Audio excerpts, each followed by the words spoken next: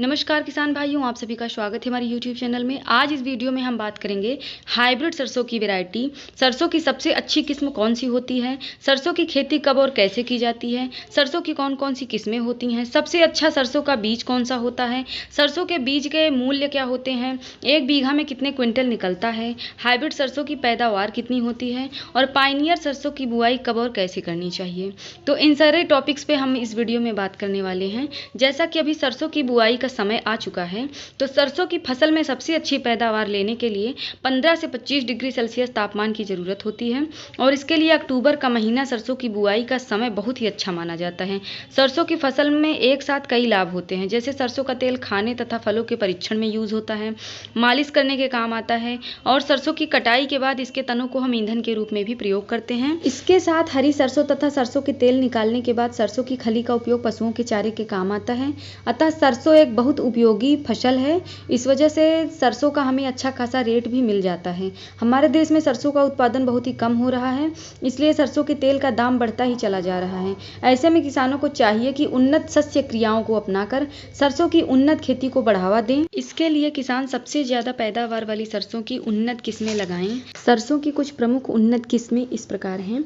Pioneer company का ही 45S35 है एक, जो कि पर एकड़ 1300 ग्राम इसमें बीज लग जाता है आपका, और इसके पौधे की लंबाई 5 फीट होती है और 105 दिन में ये तैयार हो जाती है और 10 से 12 क्विंटल प्रति एकड़ आपको इसकी पैदावार मिल जाती है। जो दूसरी हमारी वैरायटी है वो है पायनियर कंपनी की ही है, सरसों के बीज 45S42।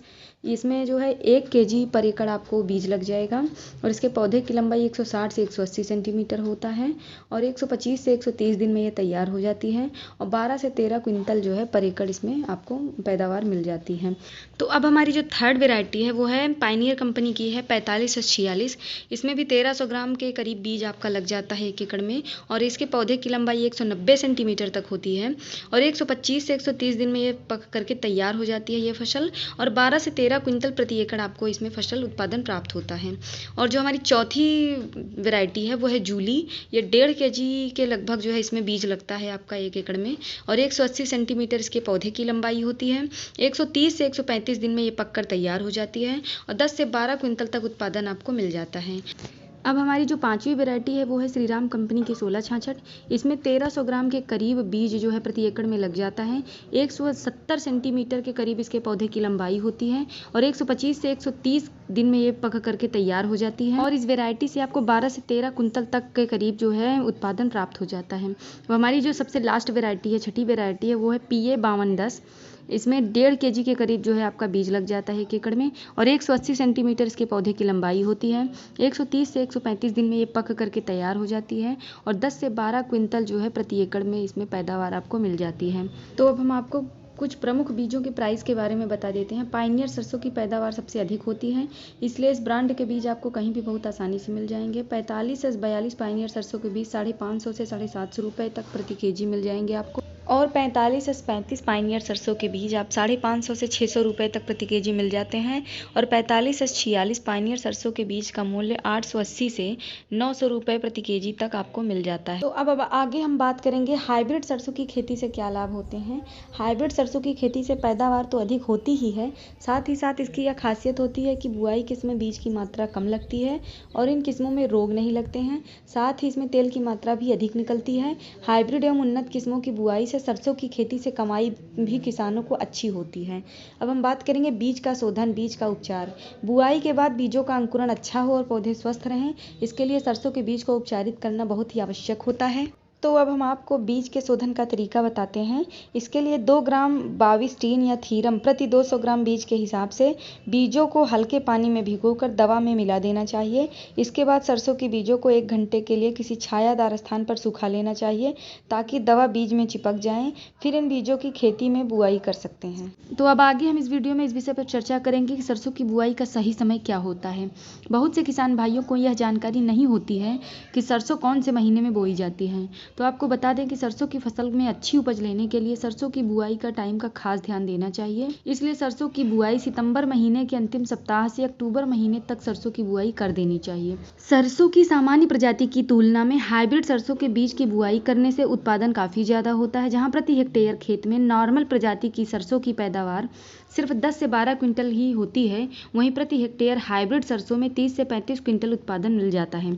हाइब्रिड सरसों की प्रजाति की बुआई करने के लिए 4 से 5 किलोग्राम बीज प्रति हेक्टेयर पर्याप्त होती है।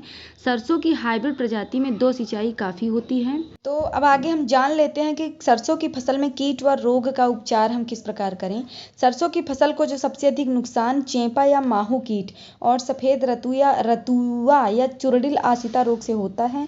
यह दोनों ही रोग और कीट सरसों की खेती में फूल आने के बाद जब फलियां बनती हैं तब इनका प्रकोप देखने को मिलता है। अगर सरसों के खेत में चेपा या माहू का कीट दिखाई दे तो इनकी रोकथाम के लिए इमिडाक्लोप्रिड 1 ml प्रति 15 लीटर पानी में या फिर डाईमेथाएट 1.5 ml प्रति 15 लीटर पानी में घोल बनाकर छिड़काव करना चाहिए। सफ़ेद रतुआ या चुड़िल आसिता रोग या सफ़ेद फफूंद के कारण होता है।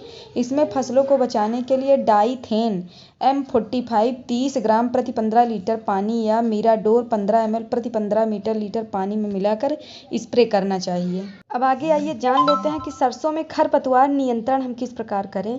सरसों की खेती में खरपतवार पोषक तत्वों को अपनी तरफ खींचकर फसल को कमजोर बना देता है, जिससे सरसों की उपज में 40 से 60% तक की कमी आ जाती है। आमतौर पर देखा जाता है कि सरसों की बुआई अधिकतर छिड़कवा विधि द्वारा होता है। ऐसे में सरसों की बुआई के 30 से 35 दिन के भीतर खेत में खरपतवारों को खुरपी की सहायता से निकाल देना चाहिए। सरसों के खेत में अधिक उपज लेने के लिए 25 किलो प्रति एकड़ यूरिया का बुरकाव करना चाहिए। फूल आने की अवस्था में सरसों की खड़ी फसल में सिंचाई अवश्य करें। तना गलन रोग से सरसों की फसल को बचाने के लिए मंकोजेब 2 ग्राम प्रति लीटर पानी में घोलकर बनाकर छिड़काव करें।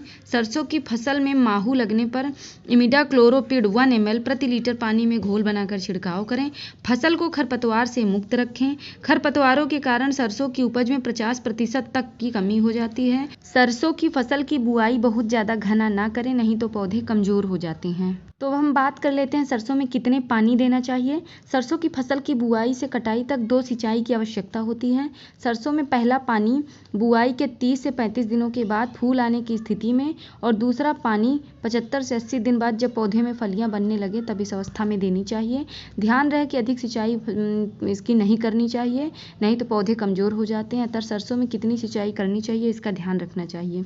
कटाई और गहराई के विषय में हम बात कर लेते हैं। सरसों के पौधे की कटाई तब करनी चाहिए जब 75% फलियां सुनहरे रंग की हो जाएं और सूखने की स्थिति में हो, और बहुत अधिक सूखने भी नहीं देना चाहिए। सरसों की कटाई हमेशा सुबह तेज धूप होने से पहले कर लेना चाहिए। अधिक घाम होने पर इसकी कटाई नहीं करनी चाहिए। अधिक घाम होने पर क्या होता है कि सरसों के दाने खेत में ही झरने लगते हैं और कटाई करने के तुरंत बाद इनकी गहाई करके किसी सुरक्षित स्थान पर निकाल देना चाहिए, अन्यथा धूप होने पर दाने चटक कर गिरने लगते हैं। तो आगे हम अब सरसों की कटाई मड़ाई के बाद इसके भंडारण के विषय में बात कर लेते हैं।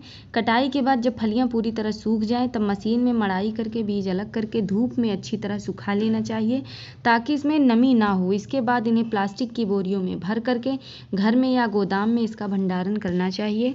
आई होप कि आप लोगों को यह वीडियो पसंद आई होगी, आप लोगों को यूज़फुल लगी होगी। यदि आप लोगों को हमारा वीडियो अच्छा लगे तो प्लीज़ इसे लाइक करें, हमारे चैनल को ज़रूर सब्सक्राइब करें।